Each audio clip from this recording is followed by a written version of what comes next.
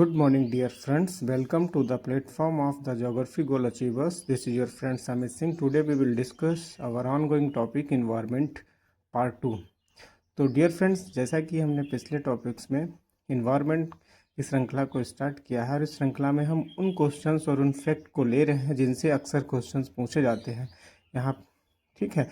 तो इसी में हमारा अगला जो आज का इम्पोर्टेंट पॉइंट्स है जहाँ से क्वेश्चंस आए हैं ज़्यादातर, वो है प्रदूषण और रोग, मतलब जितने भी पोल्यूटेंट्स हैं उनसे कौन कौन से कारक। तो जैसे शीशा जो है, शीशा की वजह से क्या होता है कि हमारा तंत्रिका तंत्र जो है और मस्तिष्क और पाचन तंत्र से संबंधित जो समस्याएं होती हैं वो उत्पन्न होती हैं। अगर कैडमियम होता है तो उसकी वजह से इटाई एक रोग होता है जो कि मतलब जोड़ों का दर्द जिसे हम कहते हैं होता है। पारा जो है उससे मिनीमाता, बहरापन जिसे बोलते हैं, और मानसिक थकान जैसे इशूज आते हैं। और अगर एस्बेस्टस की धूल है तो उससे क्या होता है कि हमारे जो लंग्स है, लंग्स का कैंसर बनता है।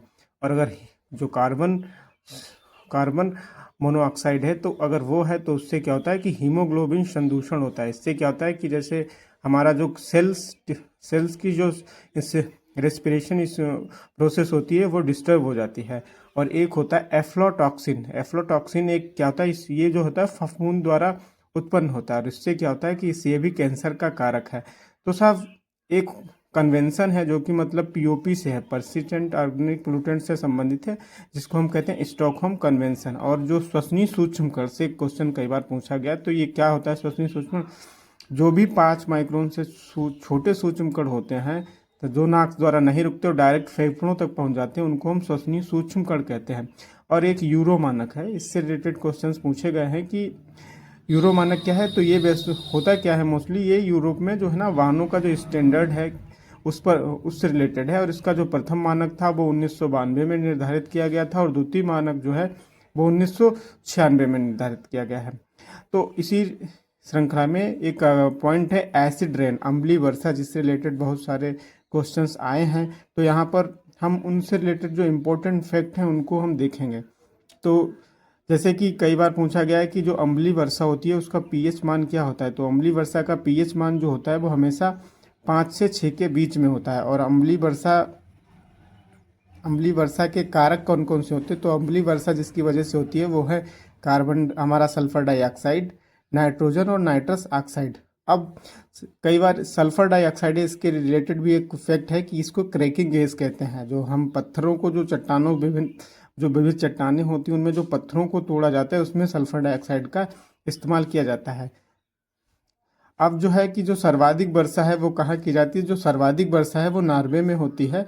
और जो हमारी अम्लीय वर्षा है उसको लेक किलर भी कहा जाता है। और अम्ल वर्षा सूचना केंद्र जो है वो हमारा मैनचेस्टर, इंग्लैंड में स्थित है।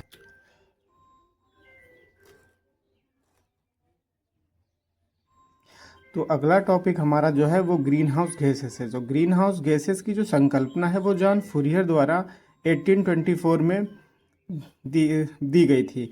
अब जो प्रमुख ग्रीन हाउस गैसेस हैं उसमें क्या होता है कि हमारा जो जलवाष्प है, कार्बन डाइऑक्साइड है, मीथेन है, ओजोन है, नाइट्रस ऑक्साइड है और क्लोरोफ्लोरोकार्बन है, ये आती हैं, ठीक है। अब साहब एक IPCC है, inter governmental panel on climate change, इसकी कई बार फुल फॉर्म भी पूछी गई है।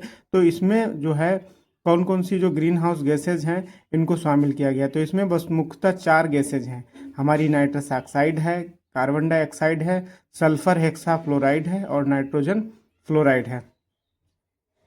अब एक कोटेशन पॉइंट होता है कि कार्बन फर्टिलाइजेशन क्या होता है। तो साहब ये क्या होता है कि जो कार्बन डाइऑक्साइड है अगर उसकी सांद्रता में वृद्धि होने के कारण जब पादपों में वृद्धि होने लगती है, मतलब ज़्यादा मतलब बढ़ोतरी होती है, तो उसको कार्बन फर्टिलाइजेशन कहते हैं। अब एक पॉइंट है, ये कार्बन डाइऑक्साइड के जो उत्सर्जन करने वाले सबसे ज़्यादा कौन कौन करता है। तो सबसे ज़्यादा चाइना 27%, उसके बाद अमेरिका और उसके बाद यूरोपियन यूनियन है। और वर्ल्ड का एकमात्र ऐसा देश भूटान है जहाँ पर निगेटिव कार्बन है।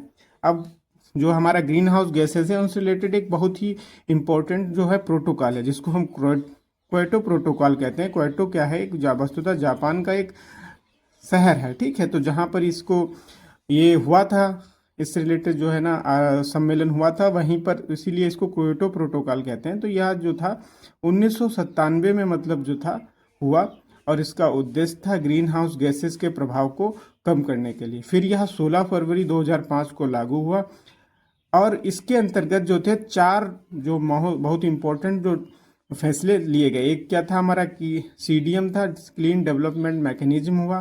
दूसरा कार्बन क्रेडिट की संकल्पना भी यहीं से स्टार्ट हुई, और एक होता है सर्टिफाइड इमिशन रिडक्शन, ये भी यहीं से स्टार्ट हुआ। और कार्बन टैक्स का जो संकल्पना थी वो भी क्योटो प्रोटोकॉल से ही स्थापित हुई।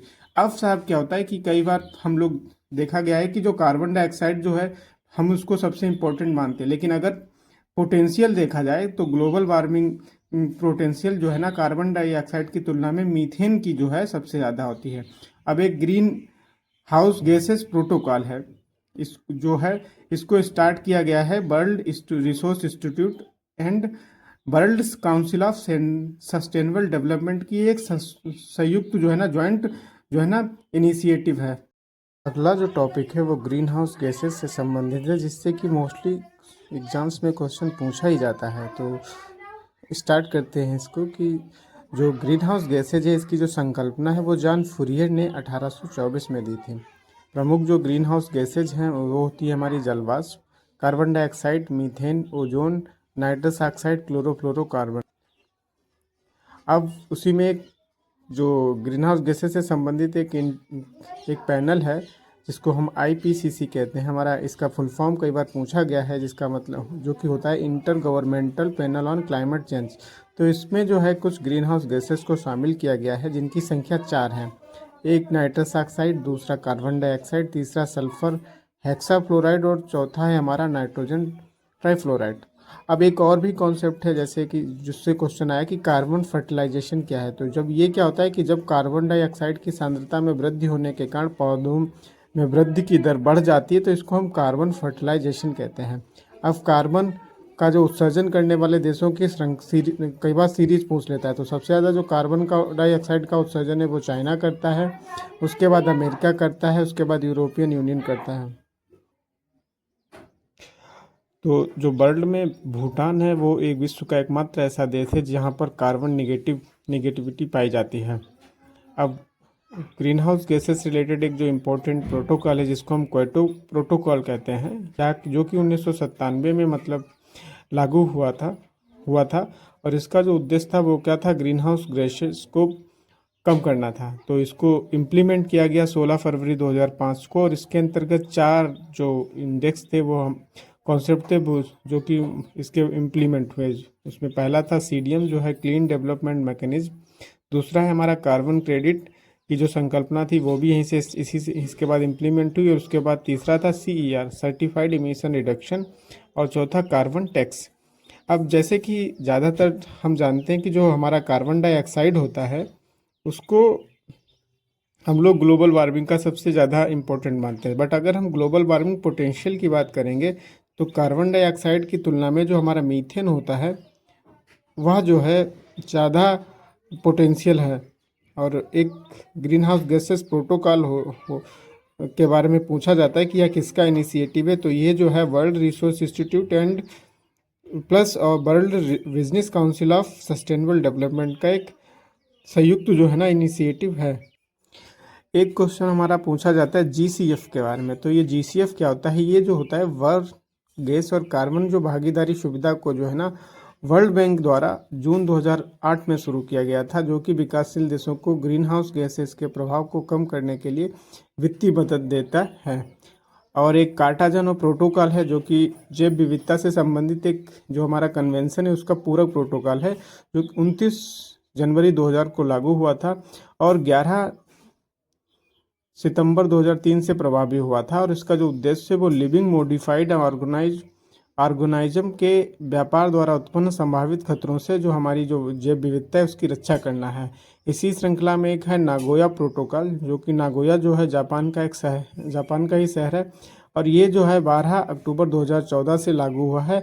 और इसका भी जो उद्देश्य है वह जैव विविधता पर आधारित संधि का ये भी पूरक है, और इसका उद्देश्य जो है वो आनुवांशिक संसाधन व उससे मिलने वाले लाभ का निष्पक्ष बंटवारा जितने भी सदस्य देश हैं उनके बीच किया जाता है। मतलब जो भी मतलब रिसर्च होगा और उसका जो लाभ है वो सभी सदस्य देशों को दिया जाएगा। कई बार जो हमारे बहुत क्वेश्चन पूछे गए हैं कि जो एयर पोल्यूटेंट्स होते हैं उनके रिसोर्सेज क्या हैं और उनका इम्पेक्ट क्या है। तो जो जैसा कि कार्बन यौगिक होते हैं जिसके अंतर्गत मुख्यतः कार्बन डाइऑक्साइड और कार्बन डाइऑक्साइड होते हैं। इसका जो स्रोत है वो जीवाश्म ईंधन का दहन और मोटर गाड़ी से निकलने वाला धुआं जो होता है वो है।